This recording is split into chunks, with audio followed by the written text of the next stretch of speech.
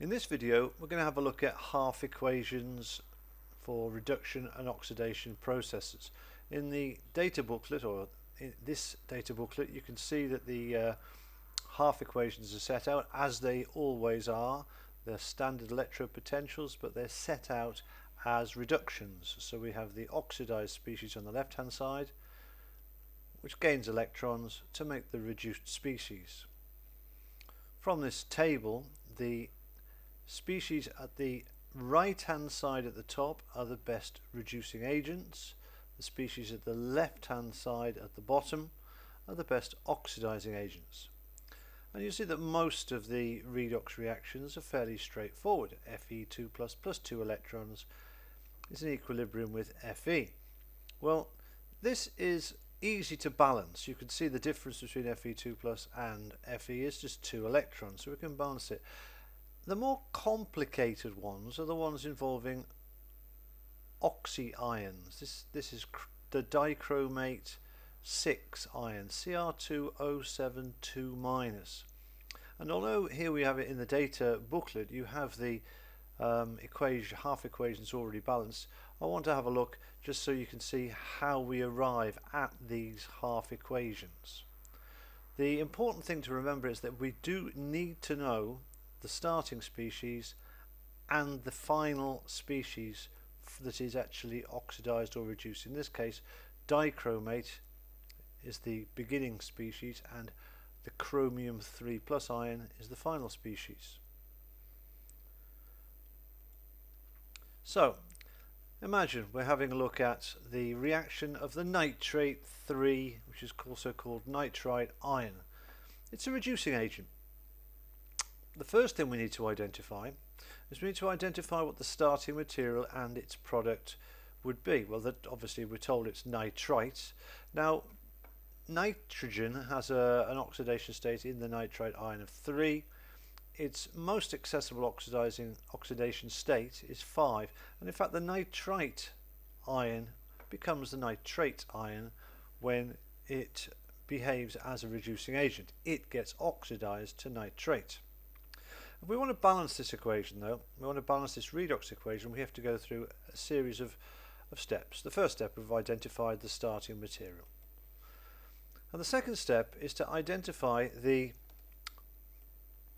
fact that from NO2- to NO3- there's been a gain of oxygen. Now the only way we can put in oxygen is by using water. Well, we need to get 3 oxygens on the left hand side to balance the 3 oxygens on the right hand side. And you can see here that to do that we can add in 1 water molecule. This provides the oxygen to balance the equation. However, it also puts in 2 hydrogen atoms. So we have to balance the equation again with hydrogen here to compensate for the fact we've added a water molecule and 2 hydrogens. Well, on the right hand side of the equation, the 2 hydrogen ions have to go in. So this leaves us halfway through. The problem is here, if we have a look at this equation and we count up the charges on both sides, you'll see there's a 1- charge here, no charge here, so overall on the left hand side there's 1- charge. Here there's 1- and 2 pluses, so on the right hand side there's 1+ charge. So we have more plus charges on the right hand side than the left hand side. And so what we have to do is we have to add in electrons to cancel those plus charges out. Now we need to get to 1- charge, which is on the left hand side. So to make the 1+ side into 1-, we need to add 2 electrons to the right hand side. And now both sides have got exactly the same charge. So we ended up with an equation which shows the same number of atoms on both sides and the same electrical charge on both sides. The equation is balanced. Let's look at the next equation.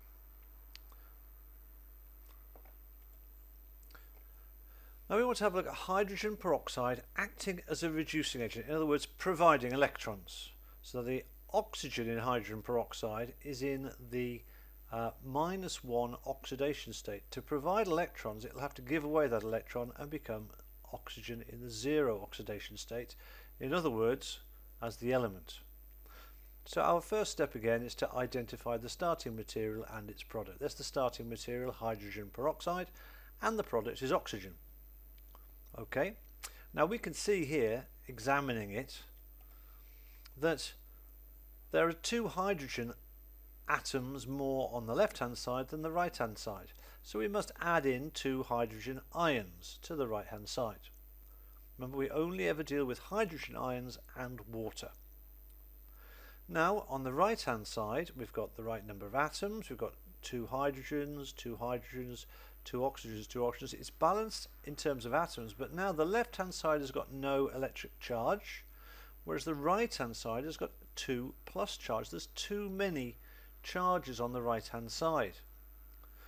So we must add in 2 electrons to compensate for these 2 plus charges and make the whole of the right hand side neutral. And that provides us with our balanced equation. Again, hydrogen peroxide releases electrons and becomes oxygen and hydrogen ions when it behaves as a reducing agent. Another example, the sulfite ion. This is also called sulfate 4. This SO3 2-. Well, when this reacts as a reducing agent, it produces the sulfate ion, SO4 2-. So we've identified the starting material and the product. Now we can see here that there are, on the left hand side with the starting material here, the sulfite, there's 3 oxygens. On the right hand side there's 4. So we have to add in 1 oxygen. The way we do that is by adding 1 water molecule. Now the consequence of adding 1 water molecule is that if we've now got too many hydrogens on the left hand side, so we must add in 2 hydrogen ions to the right hand side. So our equation then is balanced in terms of atoms, but now we have to add up the charges. On the left hand side there are 2 negatives. On the right hand side the 2 negatives are cancelled out by 2 positives, so there's no charge. So there's 2 negatives on the left and 0 charge. The only way we can balance this is by putting in 2 more electrons to the right hand side. This makes both sides have the same charge of 2-, and the equation is balanced.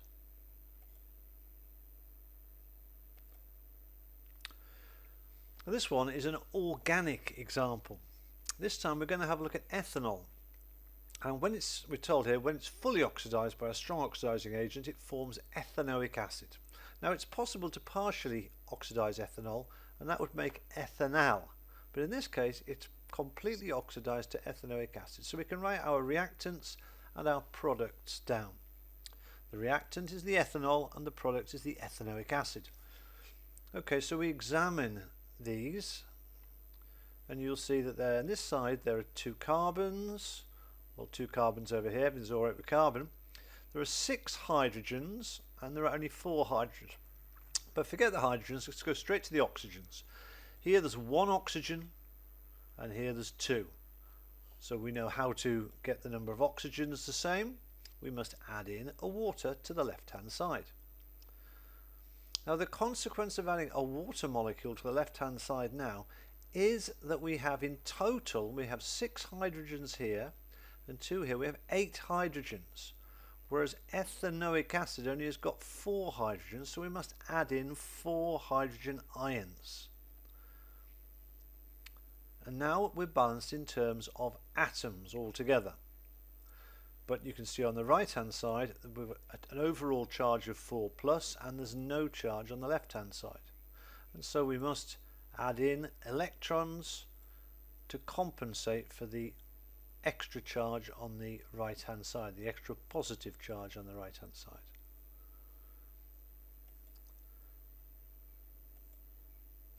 Okay, this is a very common one, the reaction of the manganate 7 ion. It's a strong oxidizing agent in acidic conditions. So we identify the starting material.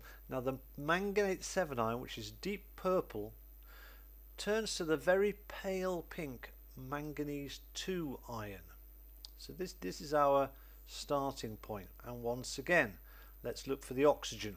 Well, there are 4 oxygens here and there are no oxygens here. So the only way to get the oxygens balanced is to put 4 water molecules over here on the right hand side. The consequence of putting 4 water molecules is that we've added in 8 hydrogens, so they must go on the left hand side to balance. Now we're balanced completely in terms of atoms, so the next job is to count up the charge on each side. Well, we've got 1 minus and 8 pluses make 7 pluses on the left hand side and only 2 pluses on the right hand side, so we can compensate by reducing the positive on the left hand side by adding in 5 electrons, and that makes both of the sides now have got 2 positive charge overall.